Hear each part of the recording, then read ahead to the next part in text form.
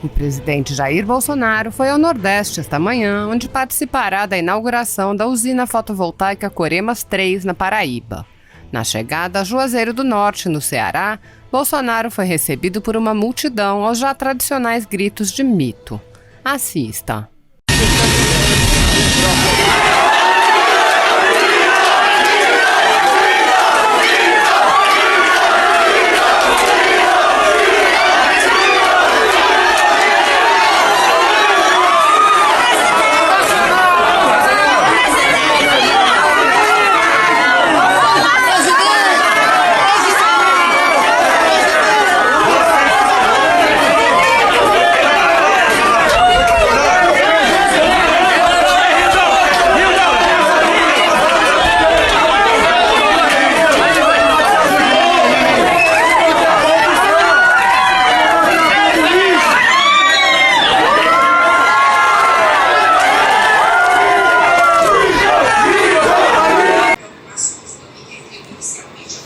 Olá pessoal, deputada federal Bia Kicis. Eu vim falar aqui com vocês sobre um dos temas mais importantes sobre o qual eu dedico meu mandato, que é o combate ao ativismo judicial.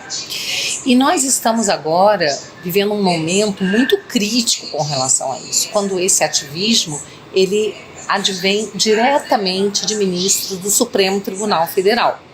Somente esses últimos dias nós tivemos 2 exemplos muito graves de ativismo. O que é o ativismo? O ativismo é quando o juiz ele se substitui ao legislador e ao invés de simplesmente fazer o seu papel de aplicar a lei, ou no caso até do Supremo, a Constituição, ao caso concreto, aos processos sobre os quais o juiz se debruça, que chegam ao juiz mediante provocação de uma parte interessada, o juiz começa a falar e decidir sobre questões políticas que não estão nos autos. Então nós tivemos essa semana o ministro Gilmar Mendes, numa entrevista, numa declaração, dizer o seguinte, que é preciso dizer isso de maneira muito clara. O Exército está se associando a esse genocídio.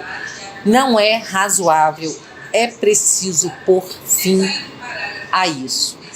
Então, a gente fica pensando assim, de que genocídio, em primeiro lugar, o ministro está falando, né? Porque nós vivemos nos últimos governos um genocídio, aí sim, verdadeiro, de jovens, né, de negros, de pessoas pobres, que têm sido assassinadas, e não só negros e pobres, mas toda a sociedade, que realmente nessas camadas mais pobres da sociedade aumenta a violência, né? Mas pessoas de todas as camadas sociais, de todos os níveis intelectuais, de todas as profissões, têm sido vítimas, sim, de assassinatos, 60 mil pessoas por ano, sem que o Estado tenha sido capaz de proteger essas pessoas. Aí a gente pode falar de genocídio, mas no governo atual, que genocídio é esse? Quem é que está cometendo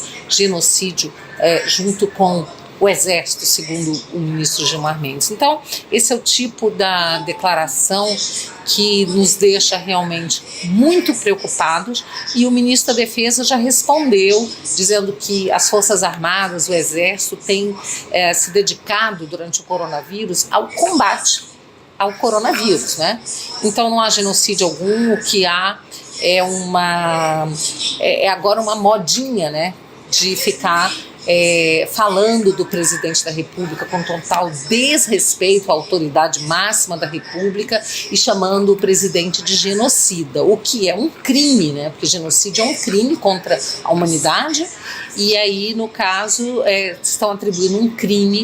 Então já existe aí no mínimo uma calúnia, além de uma atividade política do ministro, que é muito preocupante. E aí, em seguida, a gente vê o ministro Barroso também falando, né? Falando da preocupação dele, tanto com a saúde, como com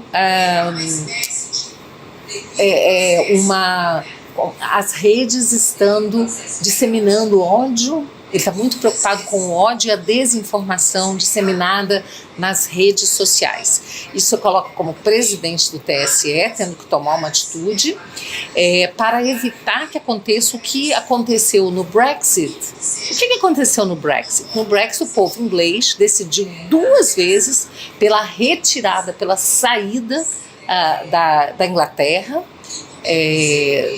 da Grã-Bretanha, né, da União Europeia. Então isso foi a vontade do povo. Mas como o ministro Barroso, pelo visto, ele é a favor da União Europeia, ele é contra a saída da Grã-Bretanha, então ele diz que isso foi fruto de desinformação. Assim como, segundo o ministro, as eleições americanas, a eleição do Trump também foi fruto de desinformação, não fruto da vontade de um povo que era majoritariamente conservador, né?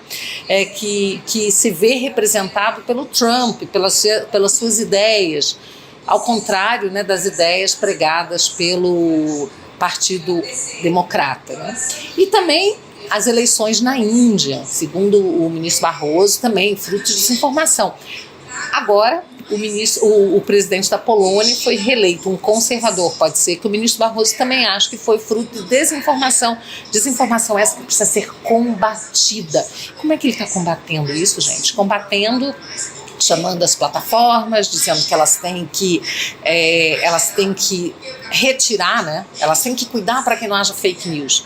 E o ministro tem que retirar das plataformas aquelas informações que, segundo ele, desinforma. Aí o ministro, né, ele diz o seguinte, que ele conta, olha que bonito, gente, vocês têm certeza que vocês vão ficar emocionados. Contamos com a imprensa profissional que sabe separar fato de opinião, a gente tem visto isso, que se move por preceitos éticos, a gente também tem visto isso, e que possa fazer o filtro dessas bobagens que circulam nas redes ao lado dos checadores de fato. Aí eu trouxe, né, essa informação de que foi uma pesquisa feita pelo Instituto Global and Edelman Trust Barometer, tá? É um estudo feito por eles em 2018, disse o seguinte, que a imprensa, tá? A imprensa, ela é a instituição menos confiável globalmente. Então, esse resultado apontou que em 22 dos 28 países onde a pesquisa foi feita, ela se encontra no território da desconfiança. E o Brasil certamente é um desses países, se não foi incluído na pesquisa, se fosse incluído, certamente seria um desses países onde a imprensa está realmente assim, um dos últimos locais, uma das últimas posições de instituição confiável, não é? A gente tem assistido jornalista que torce para presidente morrer, pesquisas que são feitas, né, depois desmentidas, pesquisas eleitorais que são feitas, divulgadas pela imprensa e depois são desmentidas nas urnas. A gente tem visto aí que na questão até do coronavírus, a imprensa se valendo de dados científicos que mudam toda semana, né? Então a gente sabe que não tem uma cobertura parcial, lamentavelmente, por boa parte da imprensa, mas é com essa mídia aí que o ministro Barroso diz contar essa imprensa profissional para dizer, junto com os checadores de fatos, o que é verdade, o que é mentira, né, e impor aí um cala-boca, uma censura às redes sociais. Então, assim, eu estou deveras preocupada com isso, tá? Como parlamentar, trabalho todos os dias, né, para combater esse ativismo judicial. Tem uma série de projetos de lei contrários ao ativismo, que visam a responsabilizar esse ativismo, criminalizar toda vez que houver uma usurpação de poder. Isso tem acontecido muito porque, lamentavelmente, o parlamento tem se colocado de joelhos, subserviente ao Supremo Tribunal Federal. E a gente sabe que tem aí parlamentares que têm problemas perante a justiça, né, que temem realmente que haja uma investigação, uma denúncia, que o Supremo possa condená-los. Mas é isso aí, né? A gente precisa encarar esse fato, né? A gente sabe que você não precisa dever para a justiça para poder ser investigado. Hoje a gente vê isso, né? Existe, além do ativismo todo, né? Agora esse ativismo também foi para inquéritos, né? Ele agora também está sendo utilizado em inquéritos penais, né? Aí no Supremo Tribunal Federal, que está avançando sobre a base de apoio do presidente Bolsonaro. Então a situação é toda muito preocupante e nós temos que continuar sempre atentos, e vocês podem contar com o meu trabalho no combate ao ativismo, que é uma forma da gente preservar a democracia. Enquanto os juízes quiserem fazer leis, quiserem investigar, quiserem decidir quem vai ser diretor da polícia, ou seja, quiserem usurpar sobre competência do executivo e do legislativo, nós não teremos uma democracia efetiva.